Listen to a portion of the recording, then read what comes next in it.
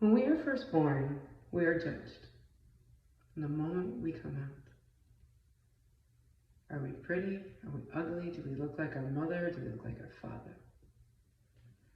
Whether our features are perfect, imperfect, or our parents will be proud or ashamed. And by what society deems perfection. When you're born, we have a preconceived notion that it's impossible to live up to, because we already came in with judgment. This now sets up an imperfect baby up for a profound level of shame, rejection that most can't even fathom.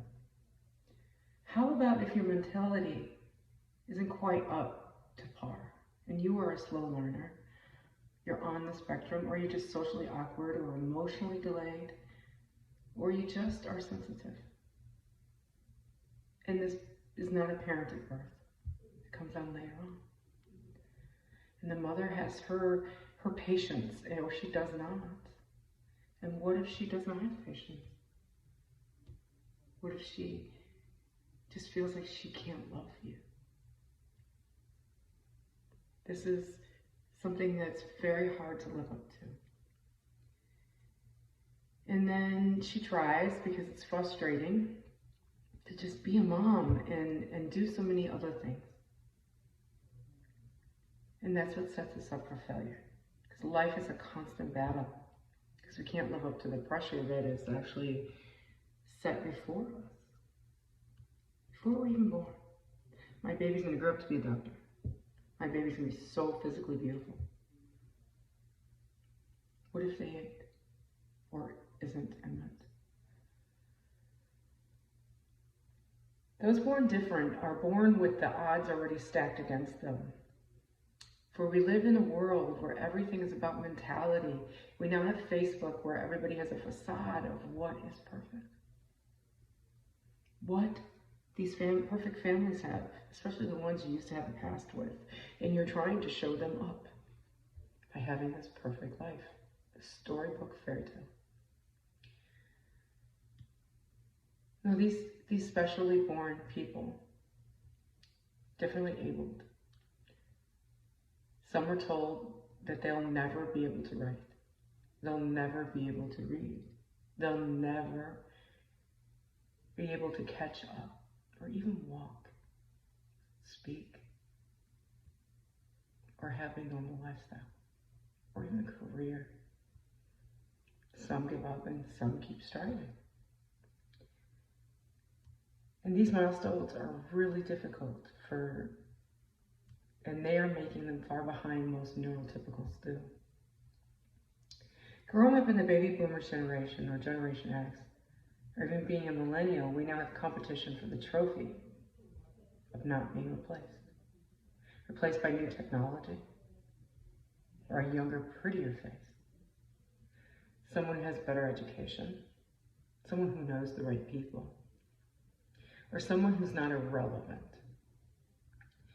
People are too plugged into fads and social media to catch and see what the next big thing is, or how they could updo someone else, or how they could feel insignificant and have envy.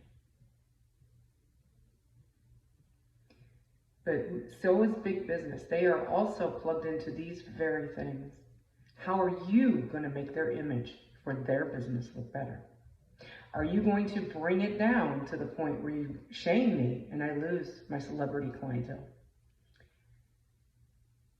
For someone to put food on the table and work one job and raise a special needs child by themselves as a hero.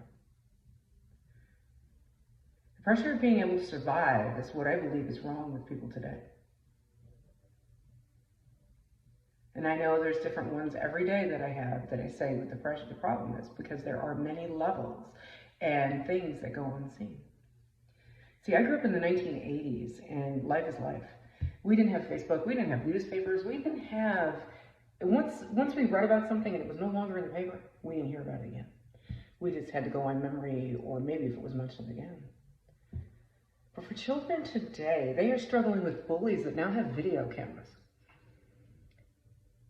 And they are learning how to try to exist Because these children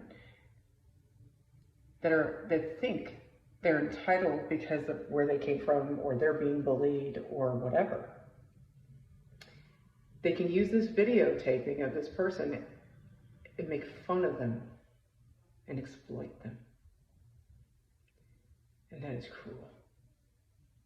To think that our children have amounted to something this petty.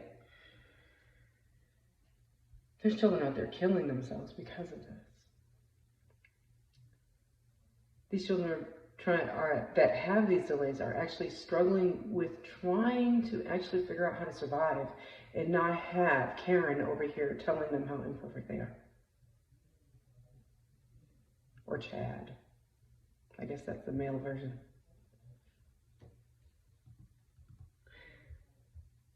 And the bullies use this against them.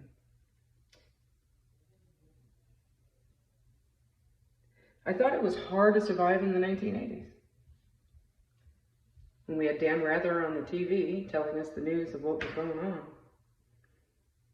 Now we have newspapers and social media out there exploiting big business and everyone else for selfish gain. To deflect their own shame. That's such a pity we've turned into this. But what if we had no bullies that were doing this? I think some of these people would actually become very successful because they wouldn't have to deal with trying to fit into a society that they feel they don't fit in. Unless you're a Karen and friends with Karen and you don't want to be her victim, which they used to call the plastics, and men of those popular cliques. High school is a battlefield. Profound judgment of not being a part of that is hard to comprehend. It weighs on how being in a world of perfection, they are never going to give you a chance to show them who you really are, or even care to know. Sad thing is, I'm 47 years old and they still exist. They're just crueler than before. It weighs on how you belong in the world of perfection, and you feel like the most imperfect creature that God made. It has no place. These people that are out here judging you and slandering you to everybody else and getting them to bully you. And they realize that all you wanted was to be accepted too.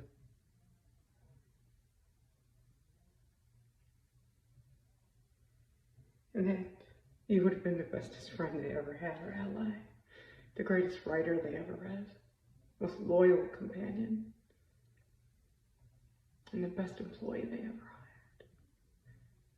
But they never gave you a chance because they wanted a perfect world where they wouldn't have to be questioned or judged themselves.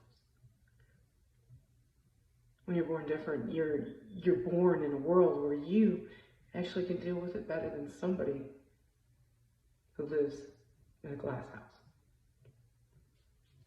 See, everyone is ready to bring out a label maker and put a label on you, and the weak are the ones that actually call you by that label.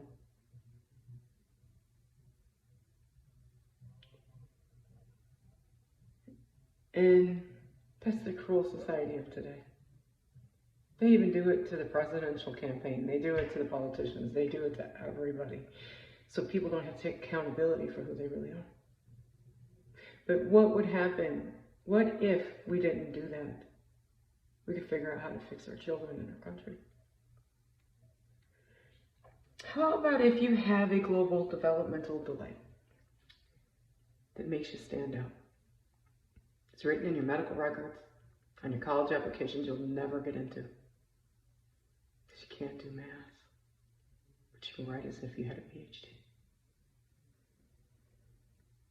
You become good at acting all your life, so you can just blend in and just slip by the Karens of the world.